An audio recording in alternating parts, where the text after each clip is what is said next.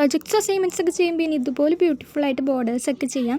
ഞാനിവിടെ ബ്ലാക്കിങ്ങിൻ്റെ ഒരു പെന്നും water കളേഴ്സുമാണ് use ചെയ്തിരിക്കുന്നത്. വാട്ടർ കളേഴ്സ് തന്നെ വേണമെന്നില്ല, ബാക്കിയുള്ള ഏത് ടൈപ്പ് ഓഫ് കളേഴ്സും യൂസ് ചെയ്യാം. ആദ്യം തന്നെ വൈറ്റ് കളറും പിങ്ക് കളറും കൂടി മിക്സ് ചെയ്ത് ഒരു പേസ്റ്റൽ പിങ്ക് ഉണ്ടാക്കിയെടുത്തു. എന്നിട്ട് ഇതുപോലെ ജസ്റ്റ് വെറുതെ ലൈൻ ചെയ്ത് കൊടുത്തിട്ട് കുറേ ഹേർട്സ് വരച്ച് കൊടുക്കുകയാണ് ചെയ്തേക്കുന്നത്.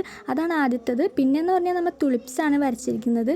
അതിനും നമ്മൾ അതേ പേസ്റ്റൽ കളർ പിങ്കാണ് എടുത്തിരിക്കുന്നത്. പിന്നെ ഒരു പേസ്റ്റൽ കളർ ഗ്രീനും എടുത്തിട്ട് ഇതുപോലെ ലീവ്സും വരച്ചു കൊടുത്ത് പിന്നെ ബ്ലാക്ക് ഇങ്ക് പെൻ വെച്ചിട്ട് ഇതുപോലെ ഔട്ട്ലൈനും ചെയ്ത് കൊടുക്കുകയാണ് ചെയ്യണത്.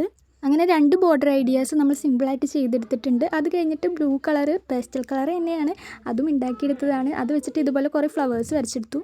എന്നിട്ട് അതിൽ കുറേ ബ്ലാക്ക് വെച്ചിട്ട് ഔട്ട്ലൈൻ ചെയ്ത് കൊടുത്തു. അത് കഴിഞ്ഞിട്ട് ഇതുപോലെ ജസ്റ്റ് ഒന്ന് വരച്ചു കൊടുത്തിട്ടുണ്ട്. അത് കഴിഞ്ഞ് കുറേ ലീവ്സാണ് വരച്ചു കൊടുത്തിരിക്കുന്നത്. അങ്ങനെ 3rd ബോർഡർ ഐഡിയയും കഴിഞ്ഞിട്ടുണ്ട്. ലാസ്റ്റ് വൺ എന്ന് പറഞ്ഞാൽ യെല്ലോ കളർ എടുത്ത് ഇതുപോലെയൊക്കെ ഒന്ന് വരച്ചു കൊടുക്കുക. അത് കഴിഞ്ഞിട്ട് കുറേ ഹണി ബീസിനാണ് വരച്ചു കൊടുക്കുന്നത്. അങ്ങനെ ഇത്രേ ഉള്ളൂ. ഈ വീഡിയോ ഇഷ്ടപ്പെടുകയാണെങ്കിൽ എന്തായാലും ലൈക്ക്, ഷെയർ, സബ്സ്ക്രൈബ് ചെയ്ത് സപ്പോർട്ട് ചെയ്യാം. Thank you.